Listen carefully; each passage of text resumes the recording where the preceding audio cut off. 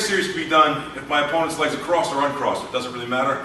Since we already did a pass in the first one, we're going to do this with his legs uncrossed. So he's back here again on the Saturday Night Ride. And he just has position. He has his legs uncrossed. Some people call it the open guard. Whatever you want to call it, it's fine. From here, same setup. Everything's the same. My posture's the same. My knees are a good strong base. My ankles are together. Eyes are on target. Hands are on the hips. Same concept. Now I'm just going to come up. I'm going to push his knee. As I push his knee down, monitor the other leg. Same shin lock we just did. I'm going to bring this knee across here. I'm going to grind that shin bone in, grab his foot, and pull it up. Right? So everything here is the same. Grinding that shin across, lifting here. From this position now, I'm going to post on this side. I'm going to step up and sit right on his hip. When I sit on his hip, I'm going to bring my feet together like this and fall to the opposite side. Cross my ankles, catch his leg, and again, ankles across, knees are squeezed. My heel is kicking him in the backside. Pull toes to nose, hook it. If you're going to hook on the bottom, same thing this way. You're going to back swim here and then finish with that toe hold. Okay, so when we go back through this again, we're in good position. His legs are already uncrossed, so I just push. I pin his knee down. This hand monitors this leg. I want to make sure he's not going anywhere. I slide across, shin lock here. Catch it, pull. From this position, my knee, my left knee, is going to go right up to the inside of his thigh here. So I'm bringing my leg nice and close to his leg here, trying to push against him. Put my hands on the mat, and just like as if a runner is getting ready to run out of the gate, same kind of concept. I'm going to bring my hips up and forward like this, like I'm going to run that way.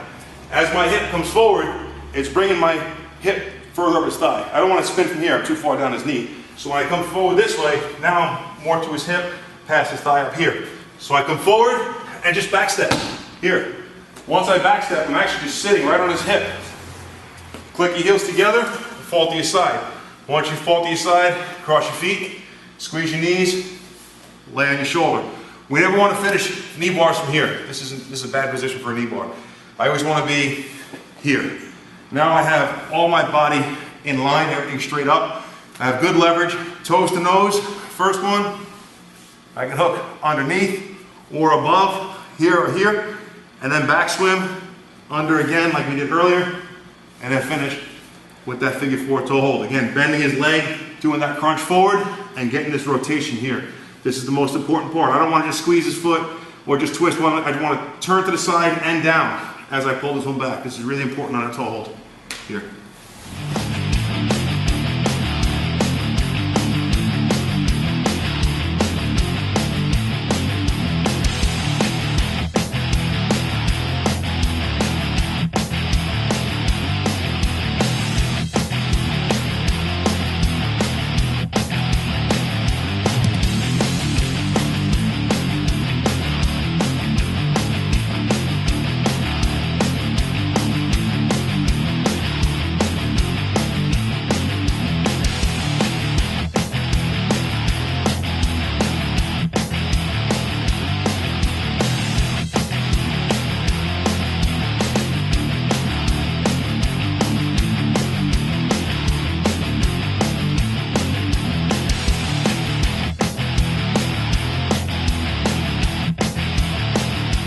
So now we're going to pick up right from that top wrist lock.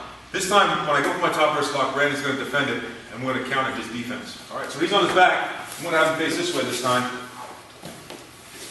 So as I go for my top wrist lock here, he's going to grab his hands together and pull to the center of his body, which is an excellent defense. He breaks down my top wrist lock pretty good. So as I'm working here and he's pulling it across, I'm going to continue to pull the direction he's pulling. Get that momentum going this way. And I drop my chest right on his back of his arm here. I'm going to scoop under his head here. Once I get position, I can frame it or grab here. I'm going to jump out the side control, and now I'm in for a backswim side choke. As I go from here, I'm going to walk my legs up toward his head and just squeeze. And there's your first part.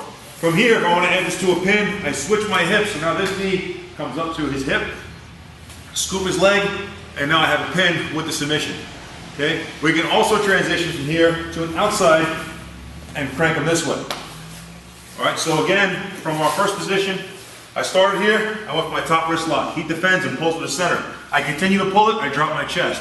I scoop underneath, get my grip, here or here, jump out. When I jump out, all my weight is staying on this arm. I can't give him any space. If I give him a little bit of space, he'll close him on free. Once I lock it in, I walk toward his head and squeeze for the pin. I scoop it and lock, or scoop outside his leg and bring his head down toward his toes.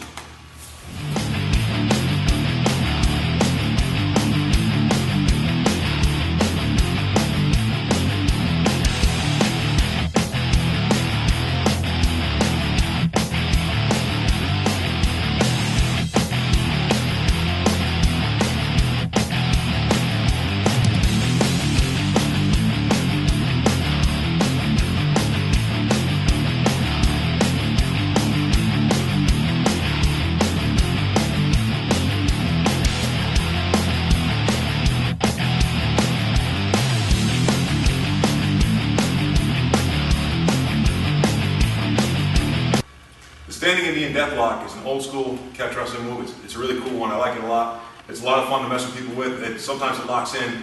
You can hit it real quick, and it locks in. It's real painful.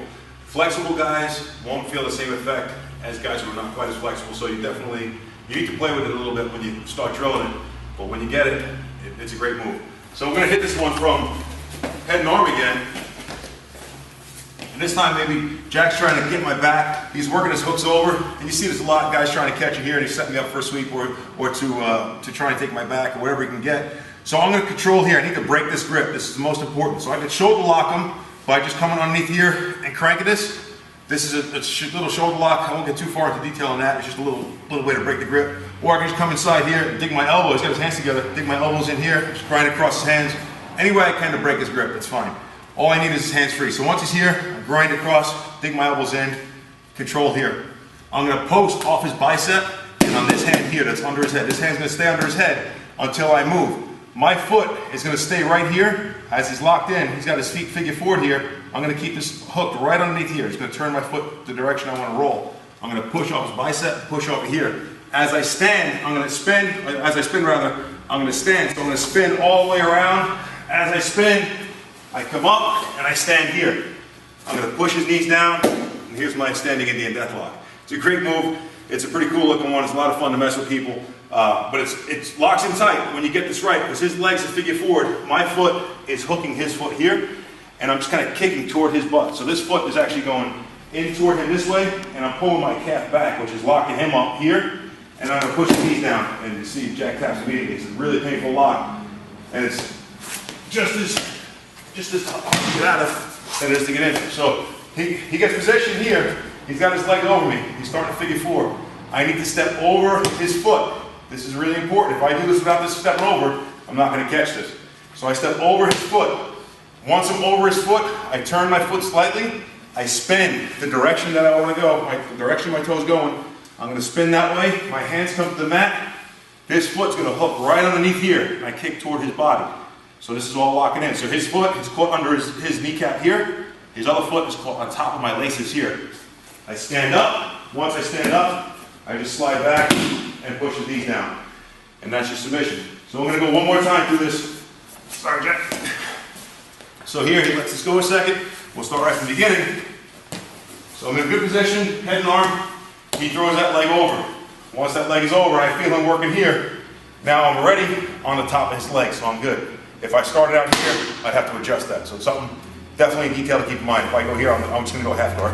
So I step over, or if I'm already over, that's fine. Turn your foot slightly, slide here. When I slide, hands to the mat, come over, stand up, kick toward his butt, and push his knees down.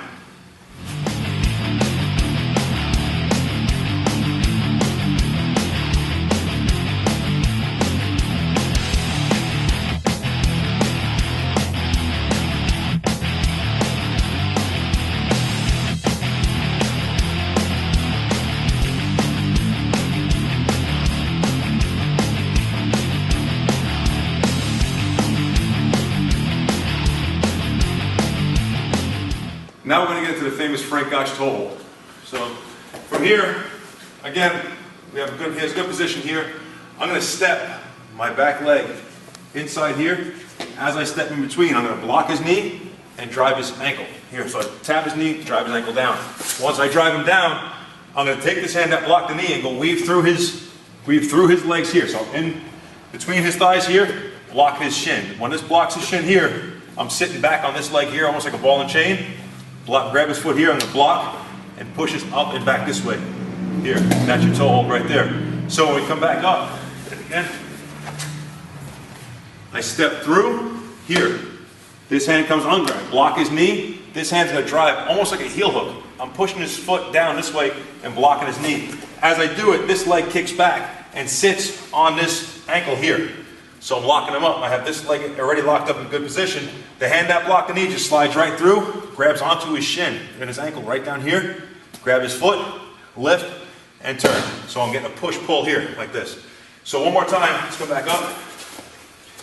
So I step through, I block the knee, drive, bring him down. I keep my weight on him, come through, get this, grab, and as I get, again, push-pull here, block and go. From this position, I already have the ball and chain on the back leg. I can always sit back and take this one too.